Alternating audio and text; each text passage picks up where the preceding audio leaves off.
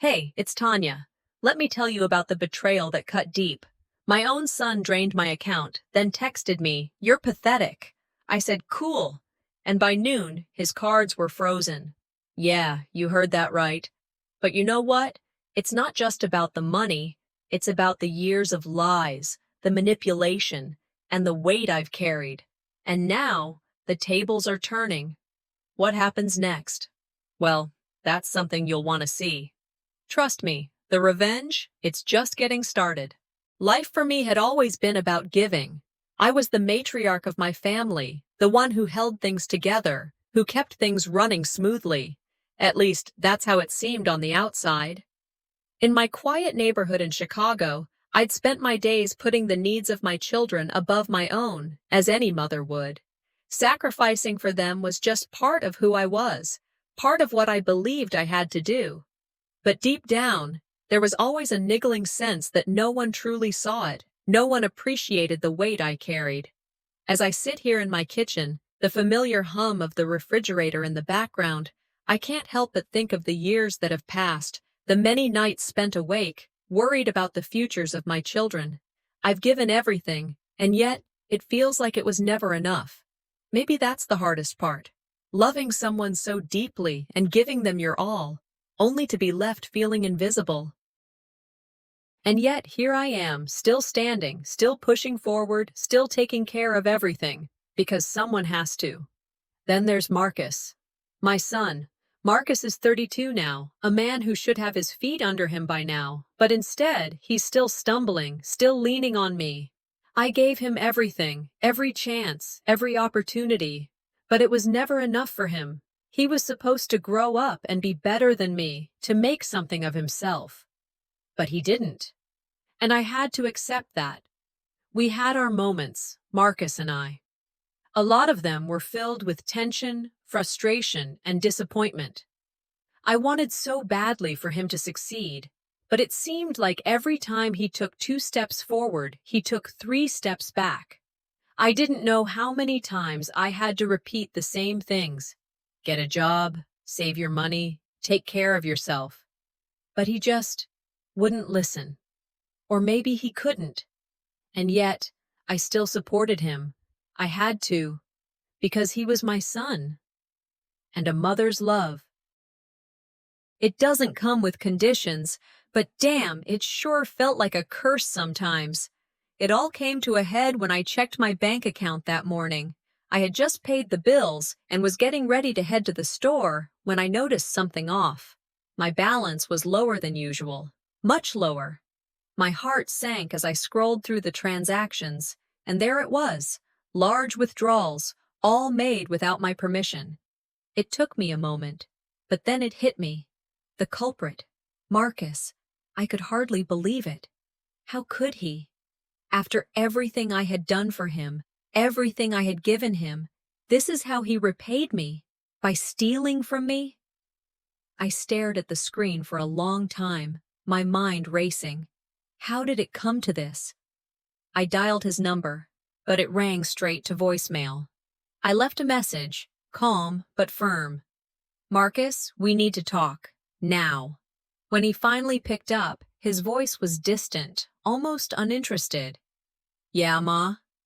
You took money from my account."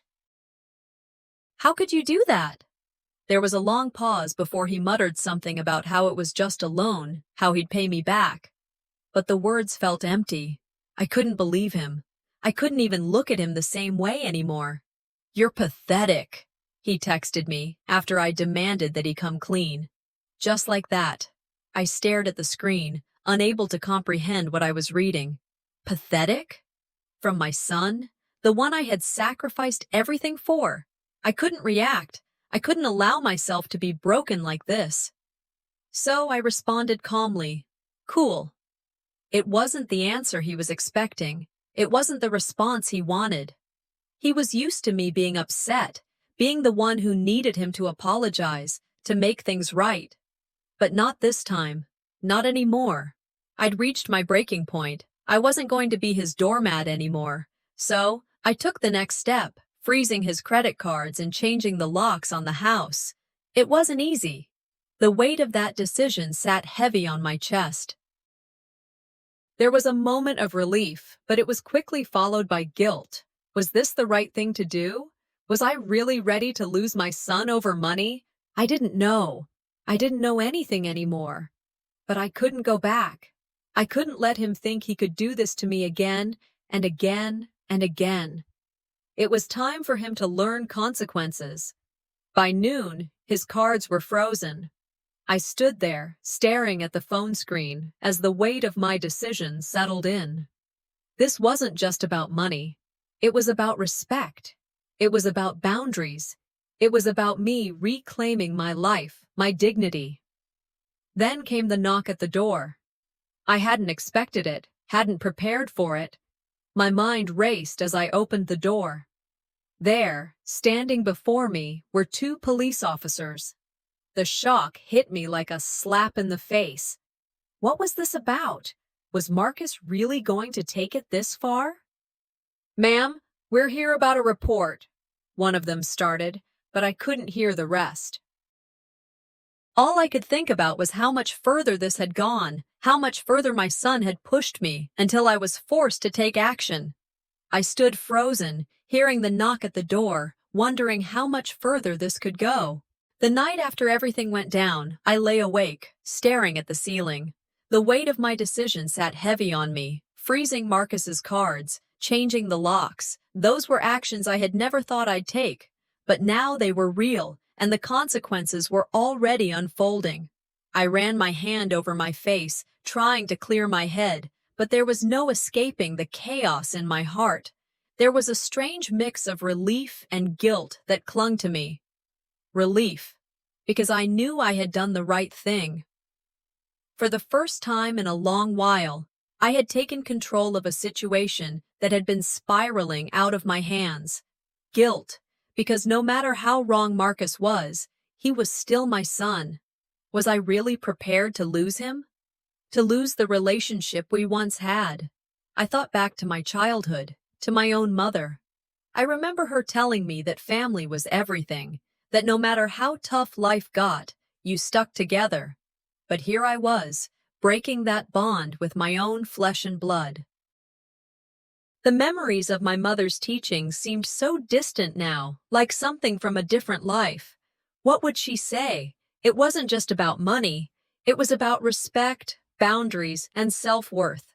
I had spent years sacrificing for Marcus, giving him everything I had, and yet it never seemed to be enough. And now I had to face the reality that my own son had taken advantage of that love. I closed my eyes, trying to find peace in the quiet of the night, but there was none to be found. It was too late for second-guessing. The damage had been done. The next morning, my phone buzzed before I could even get out of bed. A text from Marcus. I didn't need to read it to know it was bad. The first few words hit me like a slap. "You're a traitor." He went on, blaming me for everything, calling me cold-hearted, accusing me of destroying his life.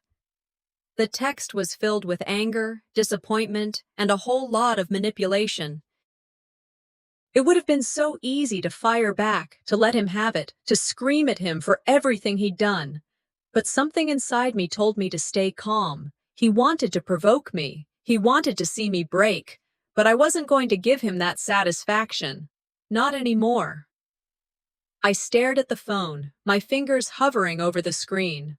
Part of me wanted to respond with every hurtful thing he deserved to hear, but I knew better, so I did nothing. I put the phone down and walked to the kitchen.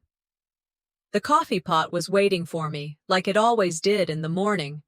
I needed a moment of normalcy. A few hours later, Marcus showed up at my door. He didn't knock.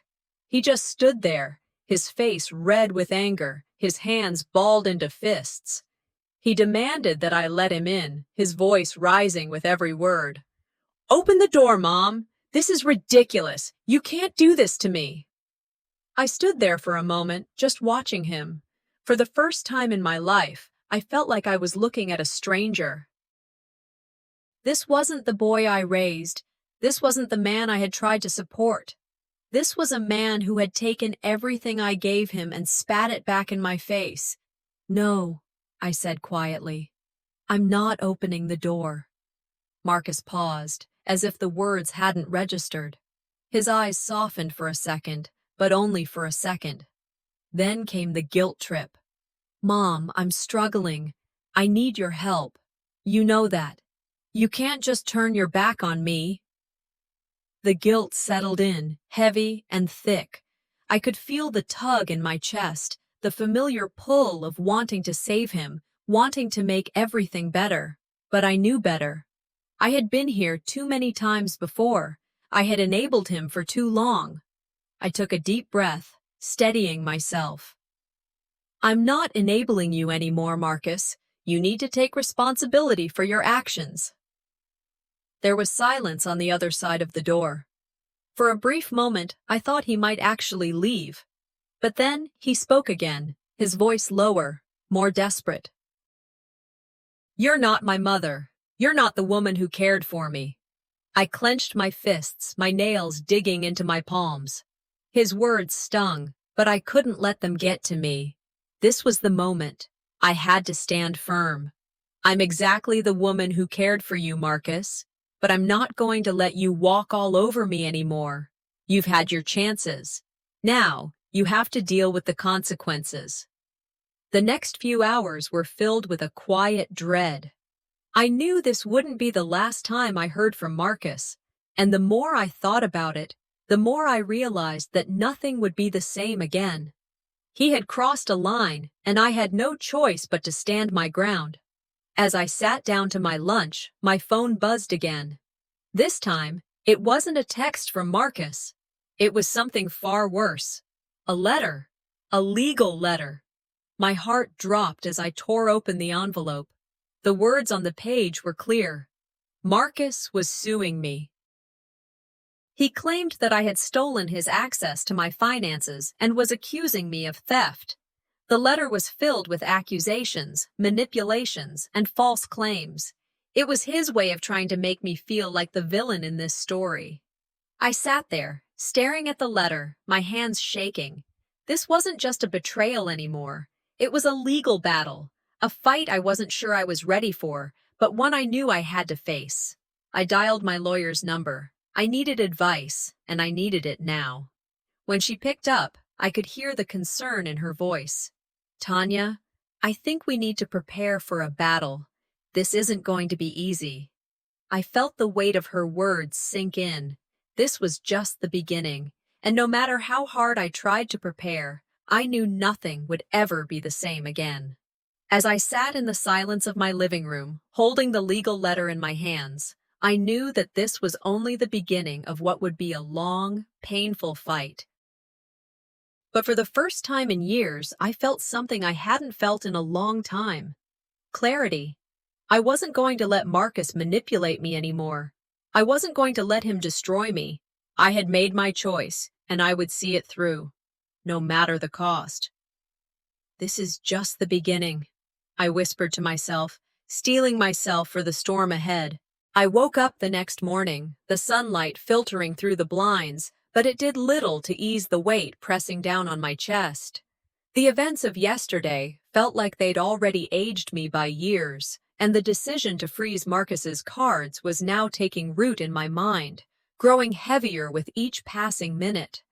The feeling of control I had last night was starting to slip away, replaced by a gnawing sense of doubt.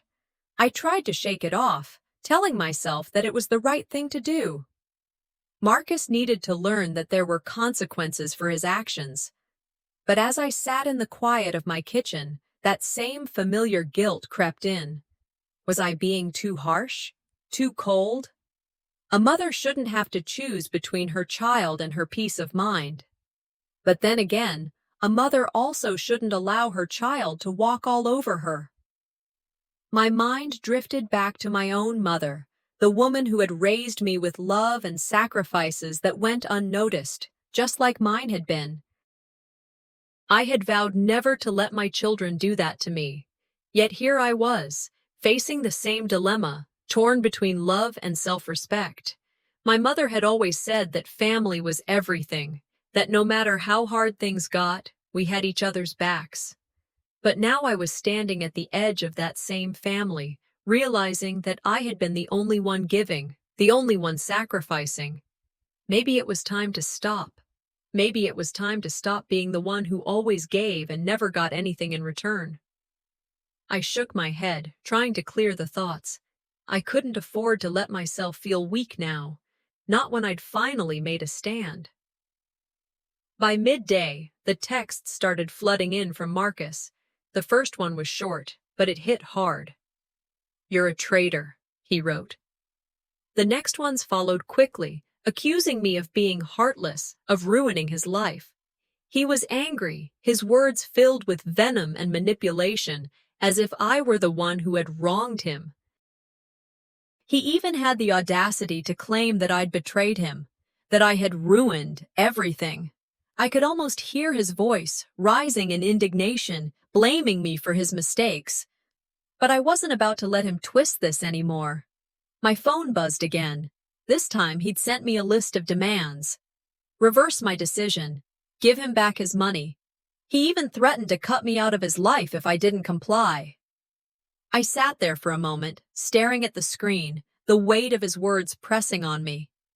My fingers hovered over the screen, but I didn't respond right away. The desire to retaliate, to unleash everything I'd been holding in, was tempting. But I remembered the promise I'd made to myself. No more enabling, no more giving in. He needed to understand that there were consequences. It took everything I had to push my phone away and focus on something else. He wouldn't win this time. Later that day, Marcus showed up at my house, pounding on the door with a fury I hadn't seen in him before. The sound of his fist hitting the wood sent a wave of dread through me. I knew what was coming. He wasn't going to let this go without a fight. I opened the door slowly, standing firm, making sure he saw the resolve in my eyes. "Mom, open this door. Now," he demanded, his face contorted with anger. "You can't do this to me. You can't just cut me off like this." I took a deep breath, steadying myself. This was it, the moment I'd been avoiding. I couldn't afford to back down now. "No," I said, my voice calm but firm. "I'm not opening the door, Marcus. Not anymore." He blinked, taken aback. The anger in his eyes simmered for a second before he tried a different tactic. "You can't do this, Mom. I'm struggling. I need you." His voice cracked on the last word, a desperate attempt to break me. He always knew how to play that card. I had heard it so many times before. But this time it didn't work, not anymore. "You're not going to manipulate me anymore, Marcus," I replied, my voice steady. "I'm done enabling you. You need to take responsibility for your actions." The silence that followed was deafening. He stood there for a moment, as if processing my words. But then the manipulation came again. "You've always been the one I could count on. Don't you remember all the times I needed you? You can't just turn your back on me now." It was like a punch to the gut, hearing him say that.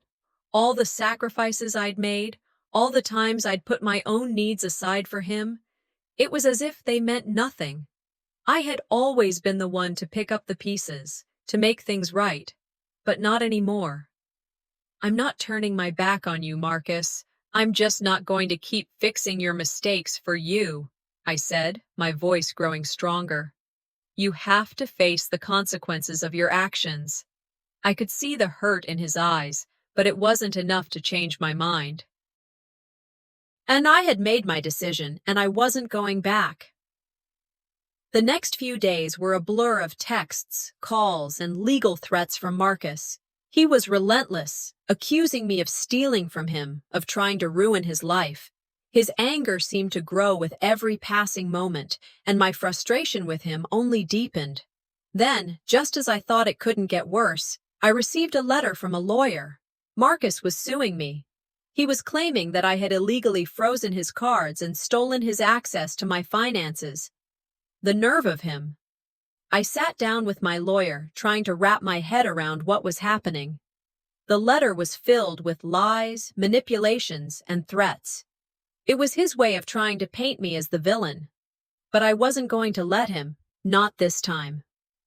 "You need to prepare for a fight," my lawyer said. "This is getting serious." And it was. I could feel the weight of everything crashing down around me. The stakes were higher than ever. But as I looked at the legal letter in front of me, something shifted. I had spent too many years giving in, letting people walk all over me. But not anymore. I was done being the victim in my own life. I had made my decision, and I was ready to fight for it. This wasn't just about money. This wasn't just about Marcus. This was about me, my dignity, my independence, and I wasn't going to let anyone take that from me. I stared at the phone in my hand, the legal letter still sitting on the kitchen counter, and took a deep breath. This wasn't just about winning or losing. It was about standing up for myself. The fight wasn't over. Not by a long shot. The house was eerily quiet, and for the first time in days, I allowed myself to sit still. The world outside my door seemed to go on, as if the storm that had been brewing in my home hadn't even touched it. But inside, everything felt like it was in the middle of a quiet before the inevitable storm. I spent the day reflecting on what had happened, and the realization hit me harder than I expected. Freezing Marcus's cards and changing the locks was the right thing to do. There was no doubt about that. But the consequences of those actions were starting to settle on me like a heavy fog. I was done being a passive participant in my own life. For so long, I had allowed my son to take and take, never giving back. But now I was the one making decisions, and that power, that autonomy, felt foreign yet empowering at the same time. I sat in my favorite chair, staring out the window. The sun was setting slowly, the golden rays reflecting off the quiet street as I let the thoughts flood in. It wasn't just about the money. It had never been about the money. Marcus's actions, his betrayal, had gone beyond stealing from me. They had shattered something deep within me, something that had been broken a long time ago, but had always been hidden behind the mask of motherhood. The weight of responsibility, the endless giving without ever receiving anything in return. It was suffocating. I thought back to my childhood, to the days when my own mother had shown me what strength really meant. She had never spoken much, but there was power in her silence. She knew when to stand her ground, and she knew when to let go. I admired her for that. And now, sitting in my own home, I realized I had learned those lessons well. My mother had always been quiet in the face of adversity, but there was nothing passive about her. She endured because she had no other choice. But I didn't have to endure anymore. The next step was clear. I couldn't let Marcus continue to walk all over me. This fight was about more than just money. It was about taking back control of my life. It was about my dignity. I wasn't the same woman who had always bent to everyone else's needs. Not anymore. The following morning, as I was sipping my coffee, the letter arrived. The envelope, thick and official-looking, sent a chill down my spine. I knew what it was before I even opened it. Marcus's lawyer was demanding that I return the money I had frozen, claiming that I had overstepped my boundaries. The letter was full of legal jargon and threats, but it wasn't just the words that stung. It was the audacity of it all. He was accusing me of betrayal, as if I hadn't been the one betrayed. My heart pounded in my chest as I held the letter in my hands. How could he do this? How could he twist everything around and make me out to be the villain? The letter threatened legal action if I didn't comply, and as much as I wanted to crumble, I knew this was the moment I had to stand firm. I reached out to my lawyer, hoping for some reassurance. The conversation was straightforward. My lawyer reassured me that I had done the right thing, but they also warned me that this wasn't going to be easy. We'd need a strategy, something solid to back up my actions. This was just the beginning of what could become a long, drawn-out battle. I thought back to my youth. There had been a similar situation in my family. I had watched relatives fight over money, over possessions, and it had torn our family apart.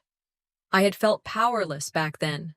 But now, sitting at the kitchen table, I knew I wasn't that same young woman anymore. The lawyer's voice snapped me out of my thoughts. Marcus is also pushing for a public statement, Tanya. He's trying to manipulate you into making a public apology to humiliate you. You need to be ready for that. I felt my anger rise, but I pushed it down. He's not going to get that from me, I said, my voice firm. I won't be bullied.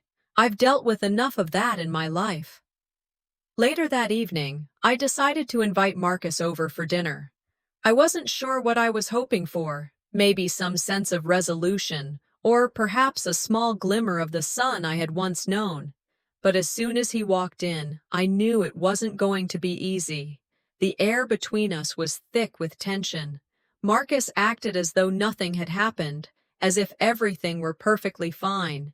His demeanor was dismissive, like he was entitled to everything, and it made my blood boil.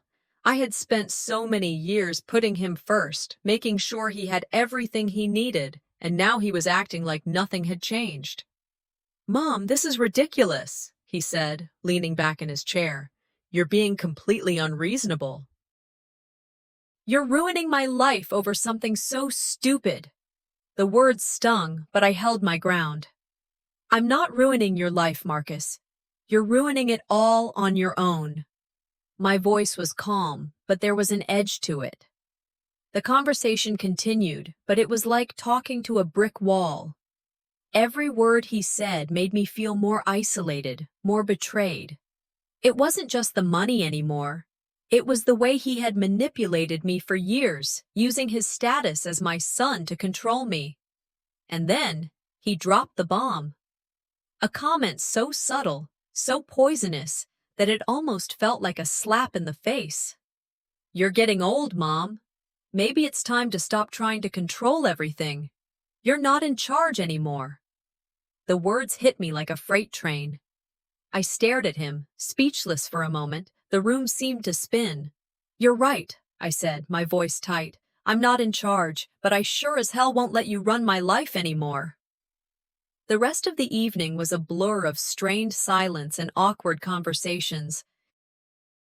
Marcus's dismissive attitude was too much to bear, but I kept my composure. After he left, I felt an overwhelming sense of exhaustion. My heart ached with the weight of the decision I had made, but there was no turning back now. Later that night, I sat in my living room, staring at the letter from Marcus's lawyer once more. The weight of it felt unbearable, but something inside me snapped. This was it. This was my moment. I wasn't just standing up to Marcus. I was standing up for myself, for the woman I had lost for so long. I wasn't going to let this fight destroy me. I was going to take control, and no matter how hard it got, I wasn't backing down. Just as I was about to pick up the phone to call my lawyer, the phone rang. It was Marcus. I took a deep breath before answering. "What now?" "Mom," he said, his voice cold and angry. "I want an apology. I want you to admit that you overreacted. If you don't, this is just going to get worse." I stayed silent for a moment. This was it. The test. I knew what I had to do. Taking a deep breath, I said, "No, I won't apologize, Marcus. You're the one who needs to face the truth." I hung up the phone and reached for my lawyer's number. This battle wasn't over yet. It was only just beginning. I spent the next few days lost in thought. The aftermath of the dinner with Marcus left me feeling drained, as though my energy had been completely siphoned from me. But I knew something had to change. I had reached my limit, and it was time to take a stand. The weight of the decision to freeze Marcus's cards hadn't hit me immediately. At first, I felt a sense of relief, a feeling like I had done something for myself for once. But now, as I sat in the quiet of my home, the reality of what I had done began to settle in. I knew I couldn't back down now, but the ramifications of my actions were heavy. I couldn't let him take everything from me anymore. Not just the money. No, it was more than that. It was about the control, the manipulation, and the years I had spent sacrificing my needs for his. I wasn't just fighting for the money in my bank account. I was fighting for my life, for my dignity. I remembered the lessons my mother had taught me when I was young. She was a quiet woman, always putting others first, but I had seen the toll it took on her. She had her moments of quiet strength. There were times when she would sit alone, her thoughts far away, but she never let anyone see her doubt. She taught me that there was power in standing up for yourself, even if no one else saw it. I had watched her endure years of sacrifice, and it made me vow that I would never follow the same path. But here I was, standing on that edge. So, I made the decision. Marcus had crossed a line, and I had to make it clear to him that there were consequences to his actions. I called my bank and froze his account. It was a bold move, a direct cut to his access to resources. He needed to feel the consequences, even if it meant pushing him further away. The anger was still there, but it was now mingled with something else, empowerment. I wasn't the woman who would cower under his threats anymore. I wasn't going to back down just because he demanded it. This was the beginning of taking back control of my life. The day after I made the call to freeze his accounts, I gathered my courage and decided it was time for a family meeting. This wasn't going to be a friendly dinner. I wasn't looking for apologies or sympathy. No, this time, I was laying down the law. I called Marcus, and just like the previous dinner, he showed up late. But this time, he wasn't walking in with the same arrogance. He knew that things were different now. I stood as he walked in, my arms crossed, a calm expression on my face. I wasn't going to let him see how badly his betrayal had hurt me. Instead, I spoke with clarity. "Marcus, I'm done being your doormat," I said, my voice steady. "You're not going to use me anymore. This ends now." His face tightened, and I could see the shift in his posture, the arrogance fading into frustration. He opened his mouth to argue, but I didn't let him. "I'm done enabling you. If you want to keep taking advantage of me, then you're on your own," I continued. "You crossed a line, and there's no going back now." The air between us crackled with tension. I watched him closely, waiting for him to respond. "Mom, you're being ridiculous," he spat. "I'm your son. You can't just cut me off like this."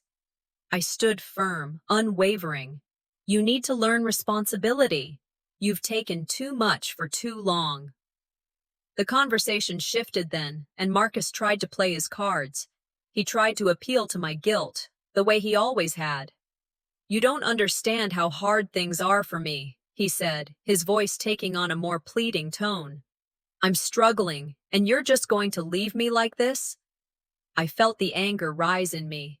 This was the same manipulation, the same game he had played all his life. But this time, I wasn't buying it. "I understand more than you think, but I'm not your savior anymore," I said. "You're a grown man, Marcus. You need to stand on your own 2 feet."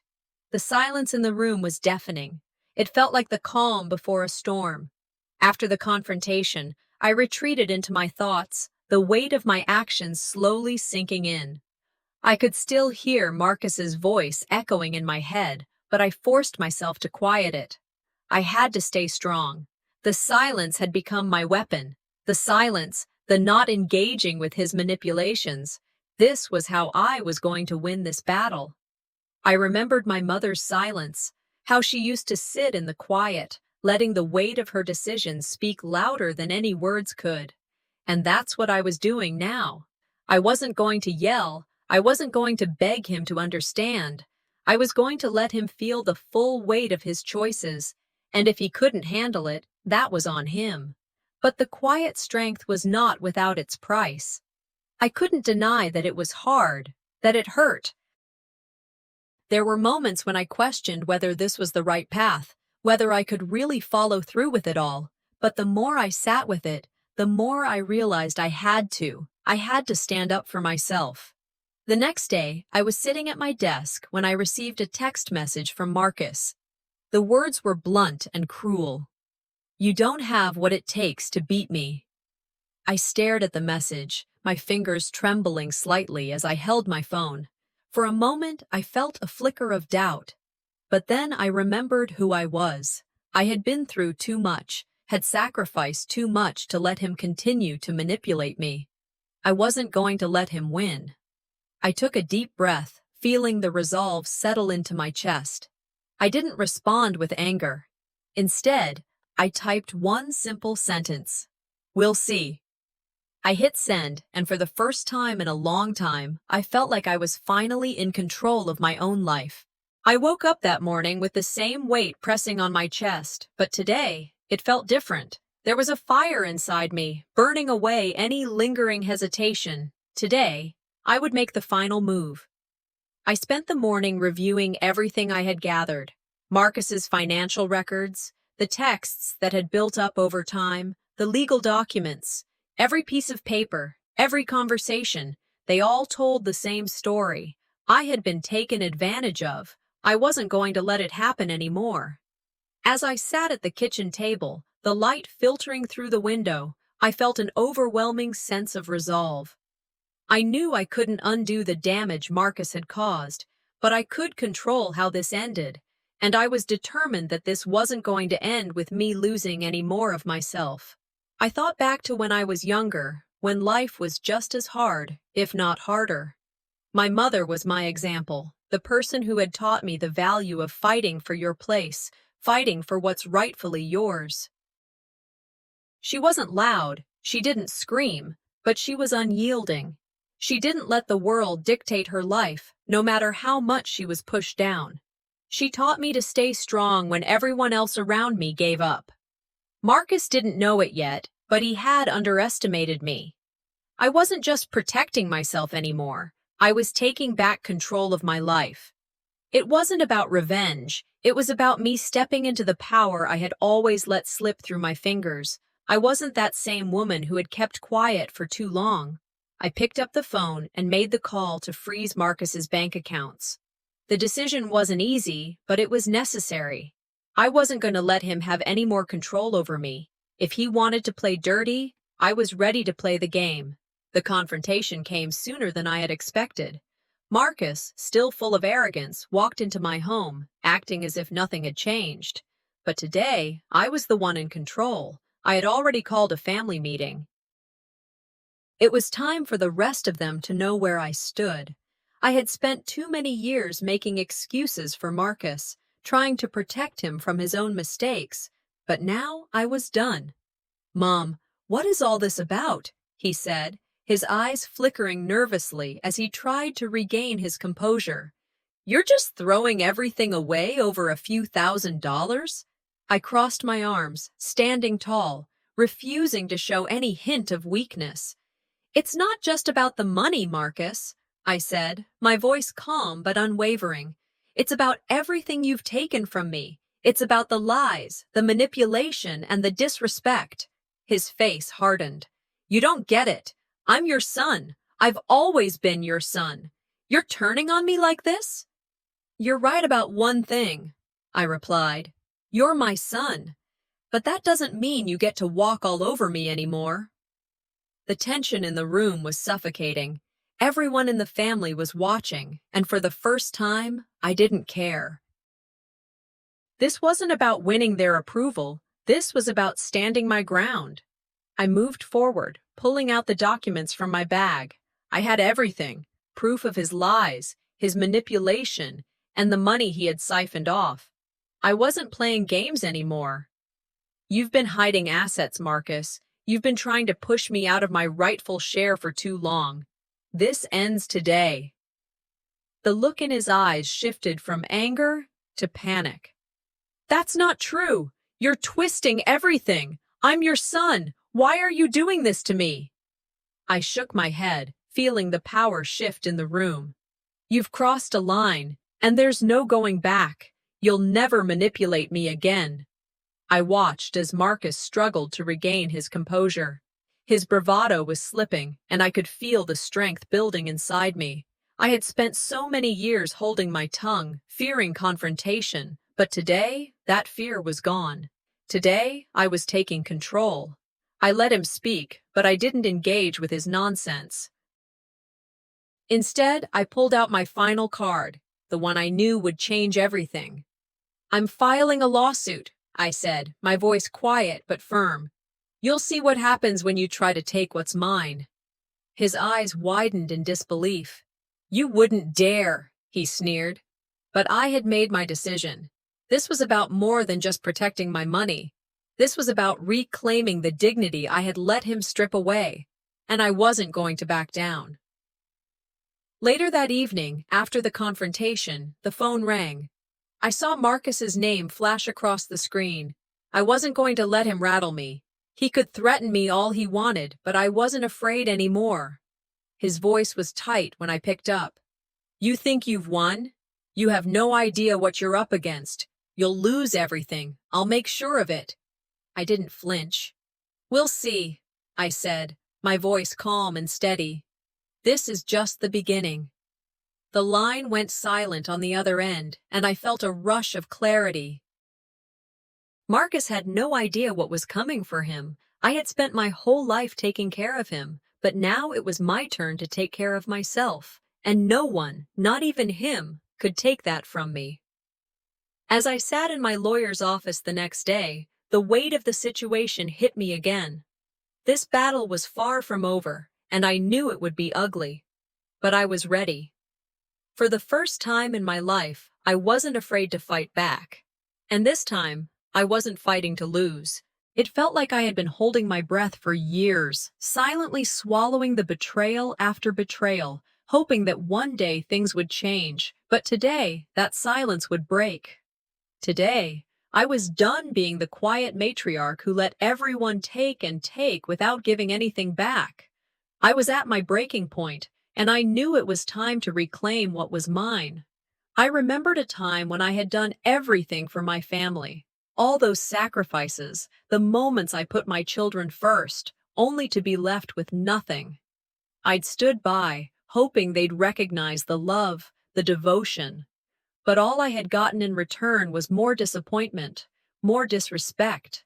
I had given every ounce of myself to them, and all I had to show for it was a lifetime of regret.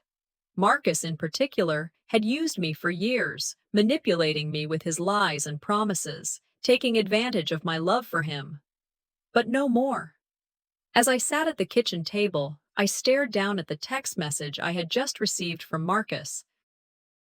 He thought he could buy me off, offering a sum of money to get me to back down. It was an insult, a final attempt to manipulate me into submission.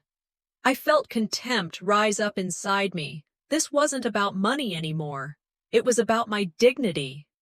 I wasn't going to let him get away with it again. I took a deep breath and started drafting my ultimatum. I wasn't going to beg or plead. I wasn't asking for forgiveness anymore. This was about me taking back control of my life, asserting my power, and making sure Marcus knew exactly where I stood. I laid out my demands clearly. A public apology, the return of what was rightfully mine, and the acknowledgement of all the years of sacrifice I had given. I even set a deadline. He had 1 week to comply, or I would take him to court and expose everything. This was it. No more waiting, no more second chances. If he couldn't do the right thing, I would make sure the world knew the truth. The meeting was set. I knew Marcus would try to manipulate me, try to twist everything around to make himself look like the victim. But I was ready. When I walked into the room, I held my head high, my posture firm.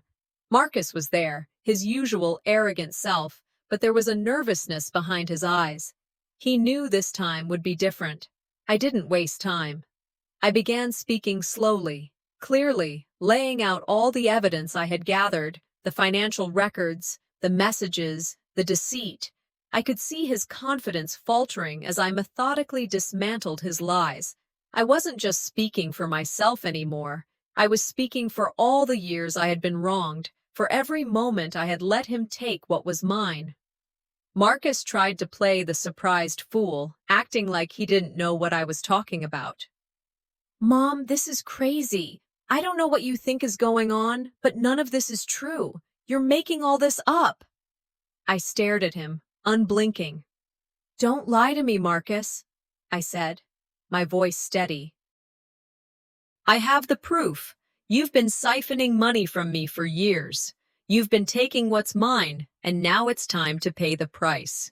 He tried to turn it around on me, trying to paint me as the villain. But I wasn't moved.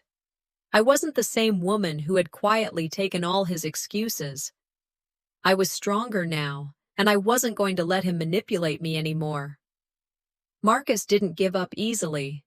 He tried to use his charm, his familiar tactics to wear me down. You're my mother, he said, his voice softer now. You don't have to do this. I'm your son, and you can't just throw me away like this. I shook my head. No, Marcus. I've spent too many years enabling you, letting you take advantage of me. You've crossed a line, and I'm done. I let his words roll off me, his guilt trips, his pleas. None of it moved me anymore. I had made up my mind. The years of silence were over. I wasn't afraid of losing him. I was afraid of losing myself. As the tension built, I pulled out the final piece of leverage. I've spoken to my lawyer, I said. If you don't make things right, if you don't return what's mine and apologize for what you've done, I will take this to court. You'll lose everything, and I will make sure the world knows what you've done. The room went quiet. Marcus opened his mouth, but no words came out. He was speechless, and for the first time in a long while, I saw the fear in his eyes. I knew I had him cornered. Before he could say anything more, I stood up. This ends now, Marcus. The time for excuses is over. As I walked out of the room, I felt a sense of liberation wash over me. I had done it. I had finally stood up for myself, for everything I had sacrificed. I didn't know what would happen next, but I knew one thing for sure. I was no longer the woman who took a back seat to her own life. I was taking control. Later that evening, just as I was about to make the final call to my lawyer, Marcus sent me a text. You're out of time. You don't have what it takes to beat me. I smiled as I read it. I didn't need to say anything more. I typed out my reply, my fingers steady on the keys. We'll see, I sent back. This is just the beginning.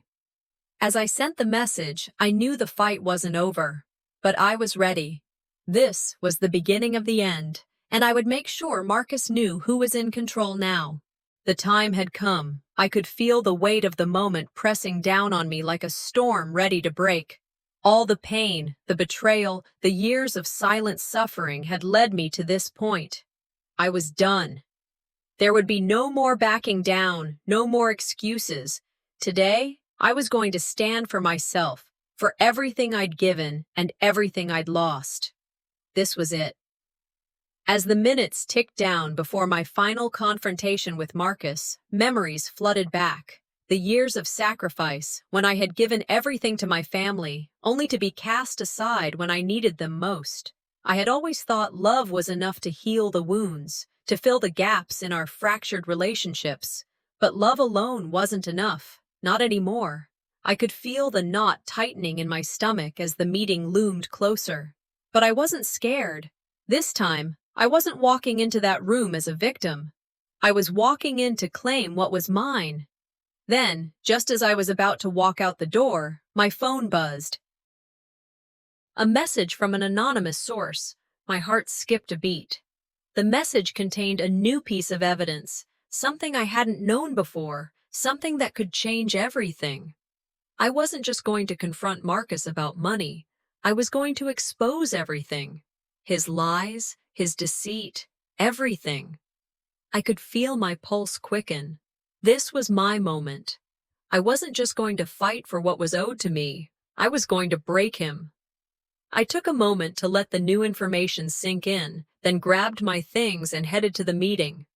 I walked with a newfound confidence, the weight of the evidence in my hands heavier than the anger boiling in my chest. When I entered the room, I could see it in Marcus's eyes. He wasn't expecting this. The arrogance that usually oozed from him was gone, replaced by a flicker of uncertainty. He knew something had changed. I was no longer the woman he could manipulate. I laid the evidence on the table, one by one, calmly and methodically. I watched his face as I revealed the truth he thought was buried. He shifted in his seat, his eyes darting around the room, trying to find an escape. But there was no way out now. The truth was out. "You thought you could hide this from me?" I asked, my voice cold but steady. "You thought you could get away with this?" Marcus opened his mouth, but the words didn't come out. He tried to play it off, feigning innocence, but the fear in his eyes was unmistakable. "This is all just a misunderstanding, Mom," he stammered. "You don't know what you're talking about." I wasn't listening anymore. I had heard enough of his lies, and I wasn't going to let him spin the story anymore. The truth was right there in front of us. I leaned forward, keeping my voice steady but firm. "No more lies, Marcus. No more excuses. You've been stealing from me, hiding assets, and trying to destroy me. I have the proof. You can't talk your way out of this anymore." The room was silent, except for the soft clink of the paper as I pushed the documents toward him. His whole demeanor had changed. Gone was the confident, manipulative son I once knew. In front of me now was a man caught in his own web of lies. I paused, letting the silence hang in the air before delivering my final blow. "You have one choice now. Own up to what you've done, or face the consequences. Either way, this ends today. And trust me, I'm not afraid of losing you anymore." The tension was thick. Marcus tried one last time to twist things in his favor, attempting to use guilt to get me to back down. "Mom, you can't do this. I'm your son. I'm your flesh and blood. You've always taken care of me. Don't let it all end like this." I didn't flinch. "Don't pull that on me, Marcus. You're not the victim here. You've used me, manipulated me, and now you want me to feel sorry for you." "I'm done." The room was still, Marcus still trying to come up with something, anything, to make me doubt my decision. But I had no doubt. I had fought for him my whole life, and he had never once shown me the same respect. With finality, I said, "I've already spoken to my lawyer. You can try to run, but the law is on my side. You're not walking away from this, and I'm done making excuses for you." Marcus's face twisted in anger and desperation, but I saw the panic behind it. The battle was over for him. I stood up, my movement slow, deliberate. I wasn't going to give him the satisfaction of seeing me break. "You're out of time, Marcus. This ends now." I turned and walked out of the meeting room, head held high, knowing that whatever came next, I had fought for what was rightfully mine. I had claimed my dignity, my respect, and now I had won.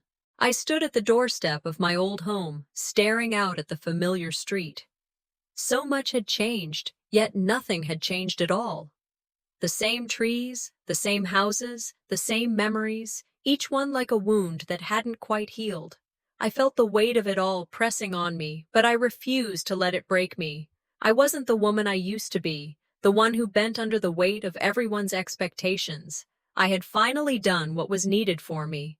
For once, I had put myself first. Walking down the familiar street, memories surfaced, some sweet, some bitter, but all a part of the story that had shaped me. My mother's house was still there, small but sturdy. I remembered the days when we had nothing but each other, how she worked her fingers to the bone to give us something better, how she always carried herself with strength, even when the world tried to knock her down. I felt a deep connection to her now more than ever. As I stood there, taking in the sight of the neighborhood that had once been my entire world, my phone buzzed in my pocket. A text message. It was from an unexpected source, an old family friend, someone who had been on the sidelines during all of this, someone who had watched but never intervened. The message was simple but heavy. An apology. Reading the words brought a complex mix of emotions. Part of me wanted to embrace this apology, to forgive and move on. But another part of me couldn't shake the feeling that it was too little, too late. For years, I had carried the burden alone, and now they were asking for my forgiveness. Was it truly sincere, or was it just a way to clear their conscience? I put the phone back in my pocket, staring at the message one last time. This was a moment of reckoning, for them, and for me. I didn't need to rush to forgive. I had done so much for others. It was time I took care of myself. Later that evening, I sat down with Marcus. The tension between us had been palpable since the final confrontation. Even after everything had played out, the wounds between us hadn't closed. He still carried that weight of guilt, but we both knew that it wasn't enough. Apologies could be said, but trust had to be rebuilt, and that would take time. "I was wrong," he said, his voice barely above a whisper. "I've always felt like I couldn't measure up. Like no matter what I did, it was never enough for you." I looked at him, feeling a mixture of sympathy and sorrow. I hadn't known how deep his insecurities ran. For all the anger and resentment, a part of me understood. But that understanding didn't undo the years of hurt. "You didn't just hurt me, Marcus. You hurt the whole family. You thought money would fix everything, but it didn't. It never does," I said, my voice steady, but my heart heavy. "But I'm here now, and I'm ready to rebuild, with you or without you." The room fell silent. The words I had been waiting to say for so long hung in the air.